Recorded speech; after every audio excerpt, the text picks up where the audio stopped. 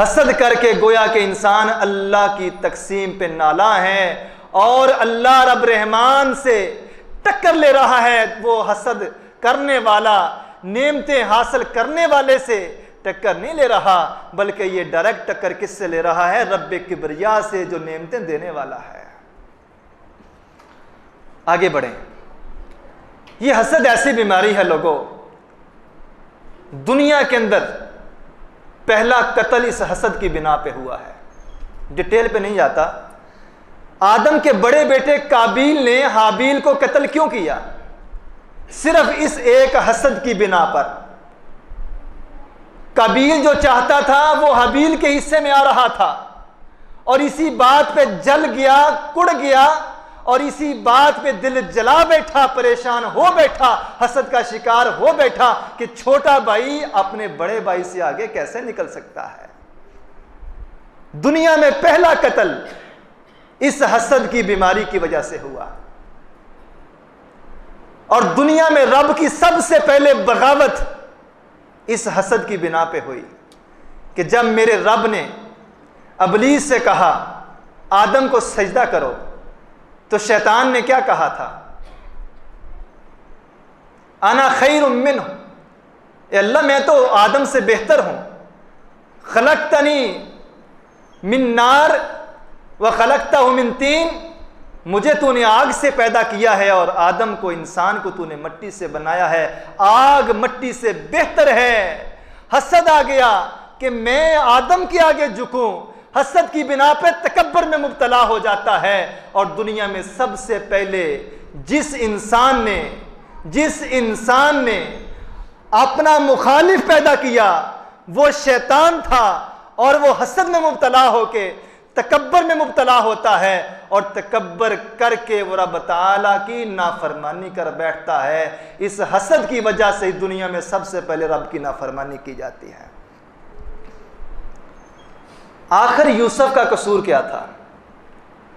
12 سال کا معصوم بچہ ہے، دوسری طرف دوسری ماں سے 10 بھائی ہیں، ان سے یہ بات برداشت نہ ہوئی کہ ہمارا باپ اپنے چھوٹے بیٹے یوسف کو زیادہ چاہتا ہے، اور یہ کوئی عیب نہیں ہے۔ اگر آپ کے 5 بچے ہیں تو قدرتی طور پہ آپ کا زیادہ لگاؤ گھر میں سب سے چھوٹے بچے سے ہی ہوگا۔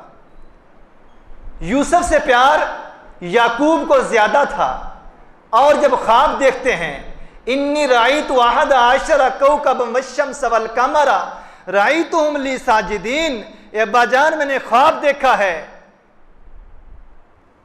کہ 11 ستارے، سورج، چاند یہ مجھے سجدہ کر رہے ہیں۔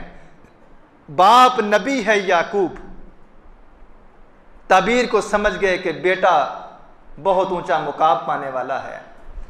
ساتھ بیٹے کو نصیحت کرتے ہیں، بیٹا یہ خواب اپنے بھائیوں کو بیان نہ کرنا، کہیں وہ تیرے لیے تدبیر نہ کرنے لگیں، وہ حسد میں مبتلا نہ ہو جائیں۔ اور یہ حسد ایسی بیماری ہے جس سے پیغمبر زادے بھی محفوظ نہ رہے، اور اس ایک حسد کی بنا پہ پیغمبر یعقوب کو 40 سال تک رونا پڑا، 40 سال تک بیٹے کی جدائی برداشت کرنا پڑی۔ اولاد حسد میں مبتلا ہوتی ہے تو باپ کی رو رو کے آنکھوں کی بینائی چھن جاتی ہے۔ اور یہاں پہ میرے نبی نے ہمیں ایک حکم بھی دیا، لوگوں جب بھی کوئی خواب دیکھو تو خواب ہر کسی کو بیان نہ کرو۔ اذا رأى احدكم ما يحب فلا يحدث به الا من يحب، لوگوں جب تم کوئی خواب دیکھو اور خواب نعمتوں والا ہو تو وہ خواب ہر ایرے غیرے کے سامنے نہ رکھو، صرف اسی کو بتاؤ جو تمہارا اصل خیر خواہ ہے، تم سے چاہنے والا ہے، اور تمہیں کچھ ملے تو حسد میں مبتلا نہ ہو جائے۔ رسول اللہ نے ہمیں یہ مسئلہ بھی سمجھا دیا کہ جب تمہیں کوئی نعمت ملے تو اس کا ڈنڈورا نہ پیٹتے پھرو۔ آج اگر گاڑی لے لی ہے تو سوشل میڈیا پہ، فیس بک پہ تصویر، اللہ نے بیٹا دے دیا ہے تو فیس بک پہ تصویر، یہ تو چراہا ہے، چرستہ ہے، ہر آنے جانے والا نظر بازی کرتا ہے، آپ کو کچھ ملا ہے وہاں پہ کھڑے ہو کے تبصرہ کرتا ہے، کوئی کیسا بولتا ہے، کوئی کیسا بولتا ہے۔ جس انسان کی تربیت اچھی ہے وہ اچھا بولے گا، اور جس کی تربیت میں کمی ہے وہ اپنے دل سے جلے تلے الفاظ ہی نکالے گا، اور جب نعمت ملنے پہ آپ اس کو سوشلائز کرتے ہیں جس سے رسول اللہ نے منع فرمایا ہے، اور پیغمبر یعقوب اپنے بیٹے کو منع کر رہے ہیں کہ اللہ نے اگر کچھ دینے کا وعدہ کیا ہے یا اللہ نے دے دیا ہے، اس کو لوگوں کے سامنے نشر نہ کرتے پھرو، نقصان کیا ہوگا؟ نظر کھا جائے گی، لوگوں کی ہو پڑ جائے گی، اور جب نظر لگتی ہے پیغمبر نے فرمایا العین حق، نظر کا لگ جانا برحق ہے، اور یہ نظر تو اتنی بری چیز ہے اچھے بھلے اونٹ کو ہنڈیا تک پہنچا دیتی ہے، اچھے بھلے اونٹ کو ہنڈیا تک پہنچا دیتی ہے۔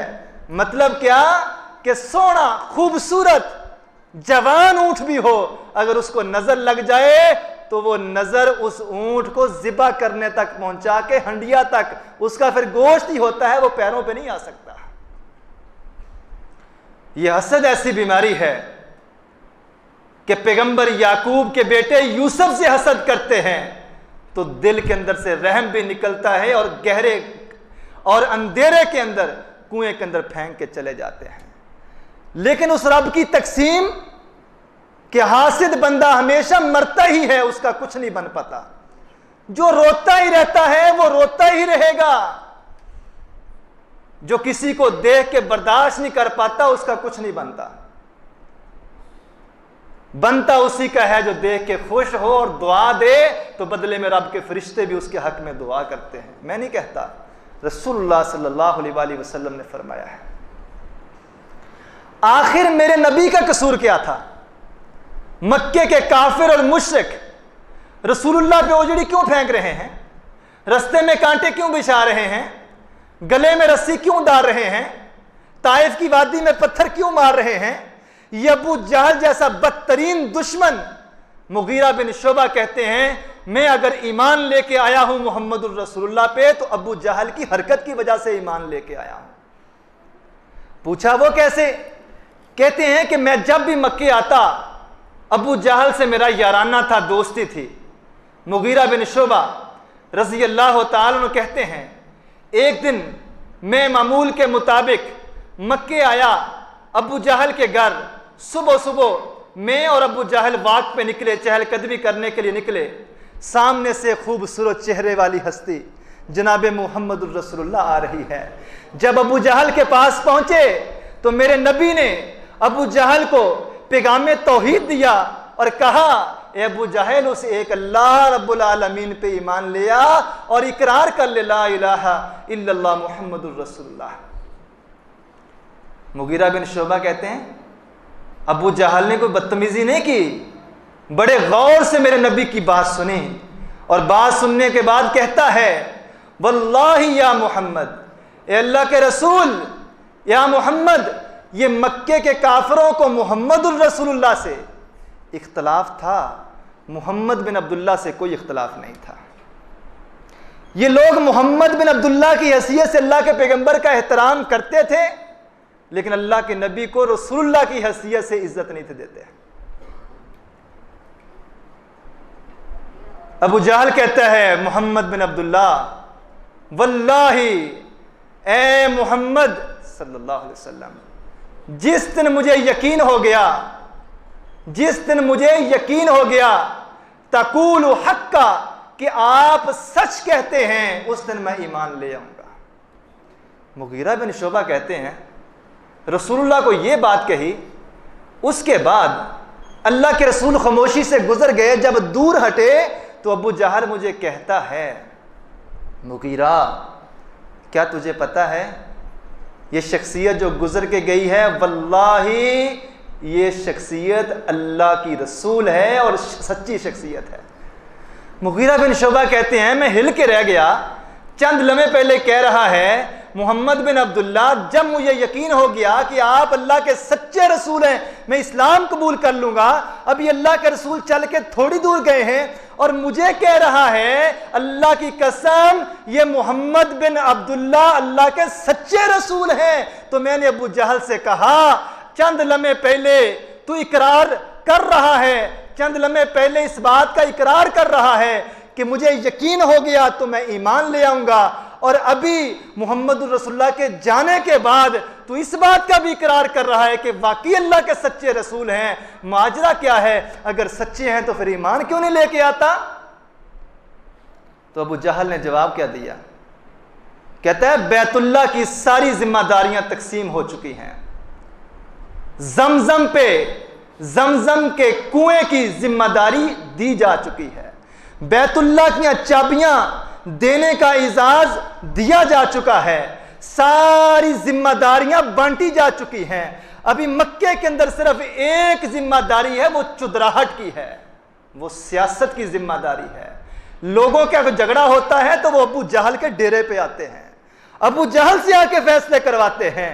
اگر میں محمد الرسول اللہ کو یہ مان لوں کہ اللہ کے سچے رسول ہیں تو پھر میری چدراہٹ ختم ہو جائے گی، میری ڈیرے داری ختم ہو جائے گی، میری سیاست ختم ہو جائے گی۔ میں اللہ کے رسول پہ ایمان اس لیے نہیں لے کے آ رہا کہ میں اگر اللہ کے رسول پہ ایمان لے آؤں گا تو میری حیثیت زیرو ہو جائے گی، لوگ اپنے فیصلے محمد رسول اللہ کے پاس لے کے آئیں گے۔ کیوں نہیں ایمان لایا؟ دل کے اندر حسد تھا، اس حسد کی بنا پہ دنیا سے کافر ہو کے چلا جاتا ہے۔